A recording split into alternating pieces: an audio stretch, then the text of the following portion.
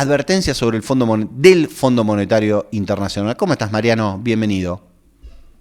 ¿Qué tal, Lisandro? Un gusto saludarte a vos y por supuesto a toda la audiencia de Punto Uno.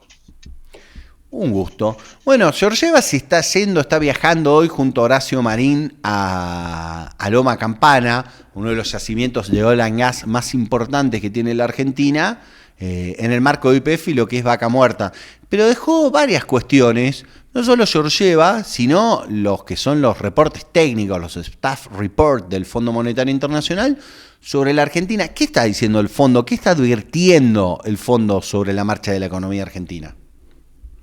Tal como lo señalás, todavía se encuentra en la Argentina la directora del Fondo Monetario Internacional. Cabe recordar que la última vez que una titular del FMI estuvo en el país fue durante el gobierno de Mauricio Macri, cuando Christine Lagarde visitó Buenos Aires.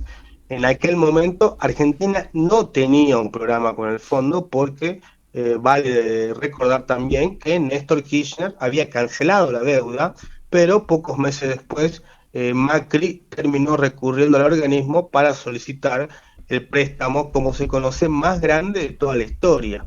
Ese crédito, al que luego se le sumó un nuevo programa firmado durante ya la gestión de Javier Milei, explica que hoy Argentina concentra cerca del 30% de la cartera de préstamos del FMI.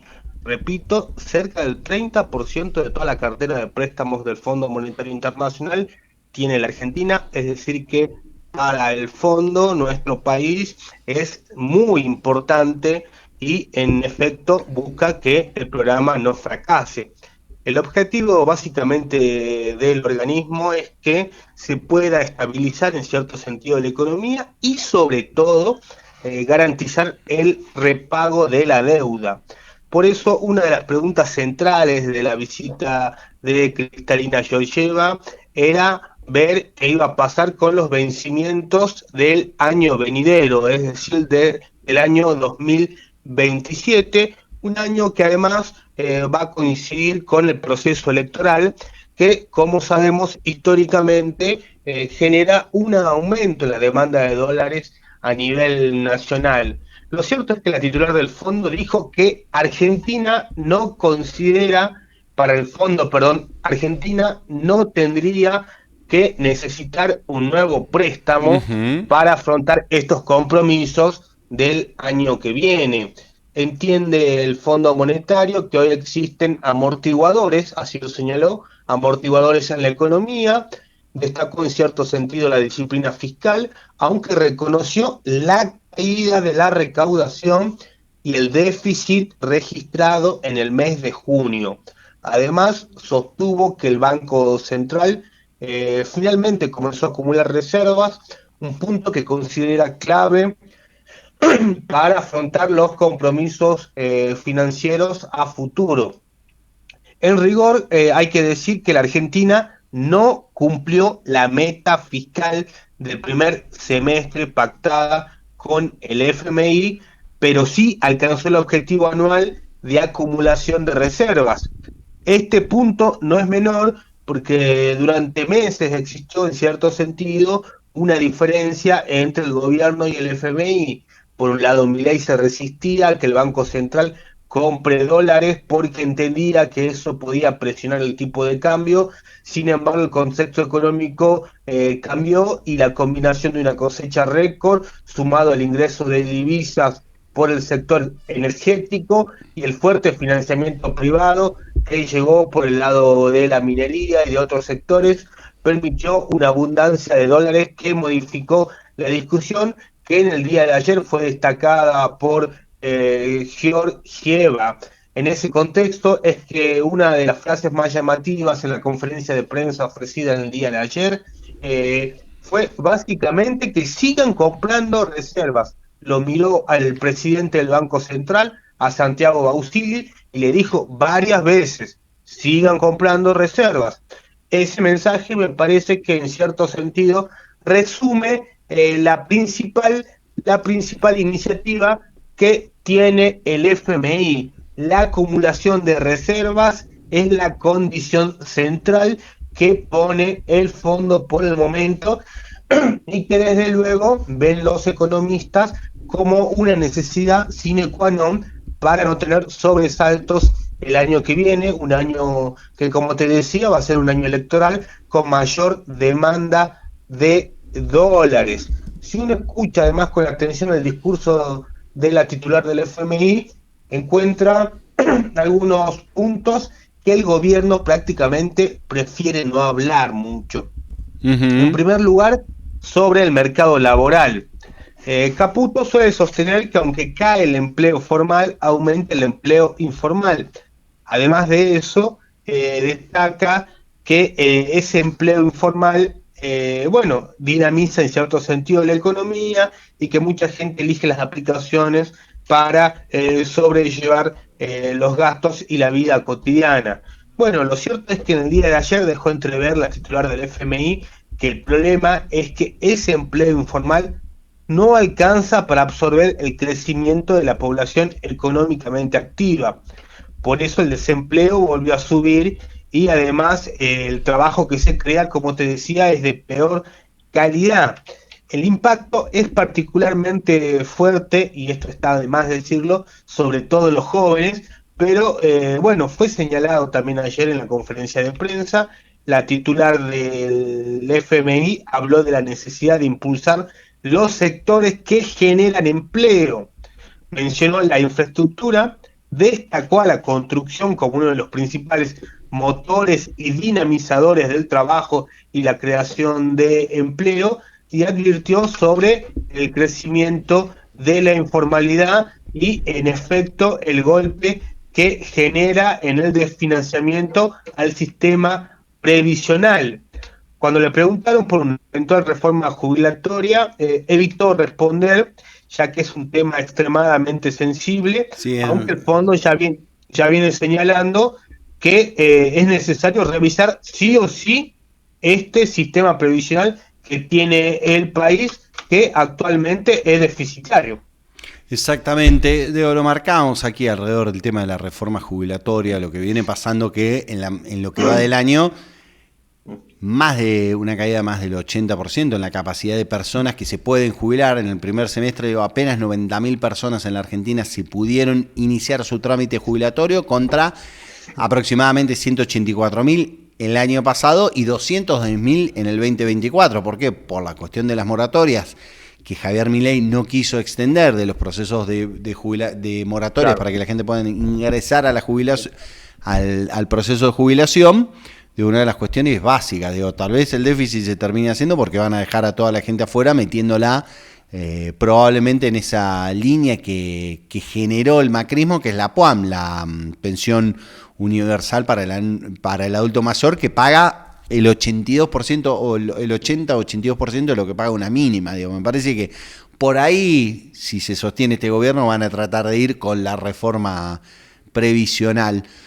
Claro. ¿Qué otras Sí, sí, cuestiones sí, un ves punto. importantes? Sí, Una cuestión que me pareció importante de sí, esto. Lisandro, Sí. antes que se me vaya la idea, sobre este punto que señalas, hablando del sistema previsional, en los informes técnicos del FMI suelen destacar un aspecto que tiene que ver con el monotributo.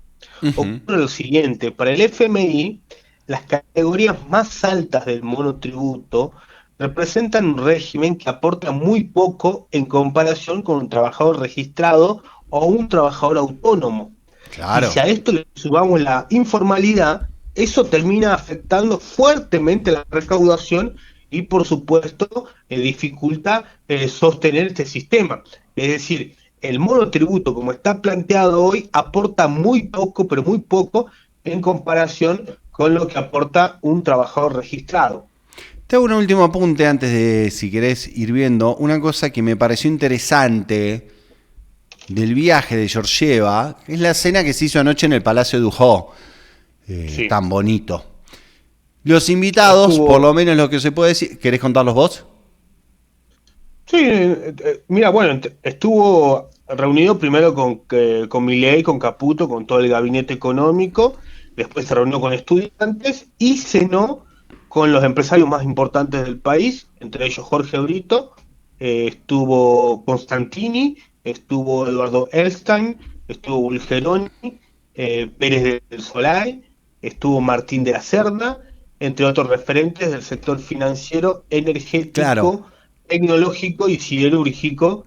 Y es me que llamó la atención, sí. sí, No, ¿te llamó la sí, atención?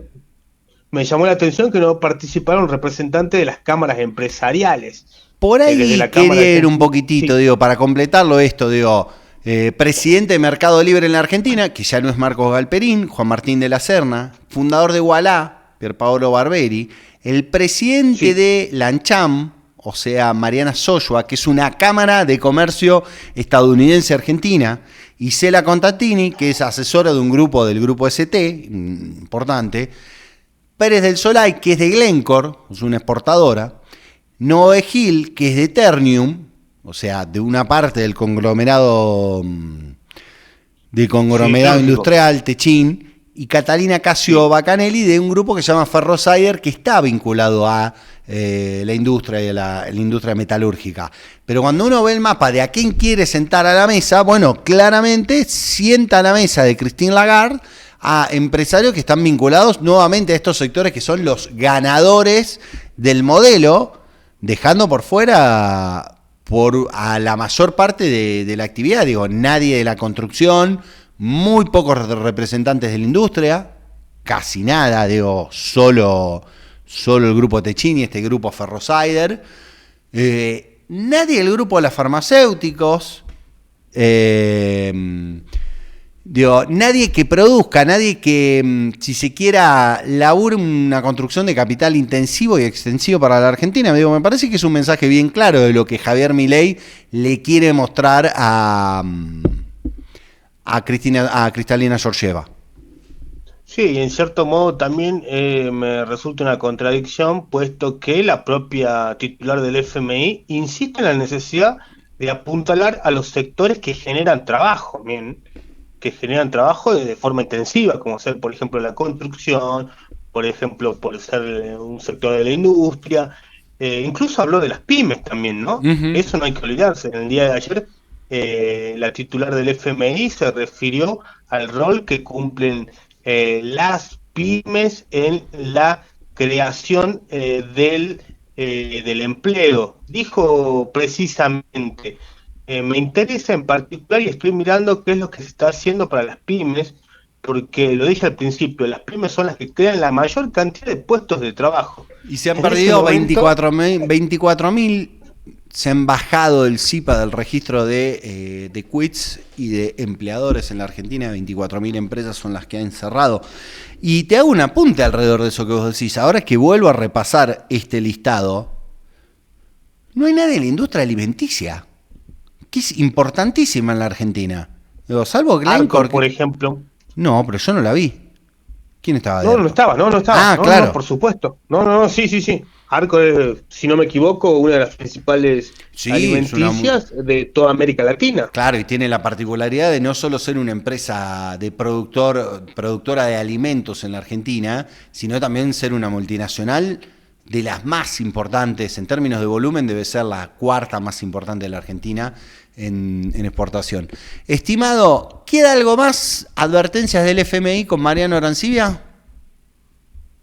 Básicamente que hoy la directora del fondo está previsto que recorra Vaca Muerta, uno de los proyectos que el gobierno y también el organismo internacional identifica como una posible y eventual gran fuente de generación de divisas y de empleo para el próximo año, y también que habló de un desafío a largo plazo que está planteado como parte de la reestructuración de la economía nacional y tiene que ver con la inteligencia artificial. Destacó que la Argentina tiene una oportunidad estratégica por su capacidad de producir energía, pero si eso no va de la mano con el desarrollo y la puesta en funcionamiento de la inteligencia artificial, demandará un poco más este proceso de transformación económica que pretende tanto el organismo internacional como el gobierno de Milei. Muchísimas gracias, Mariano. Nos vemos el martes haciendo el análisis político, económico y geopolítico que siempre hacemos en esta columna de Mariano Arancibia desde la redacción de Punto Uno. Vamos a una pausa. A la vuelta, Chan Sung King. un actor argentino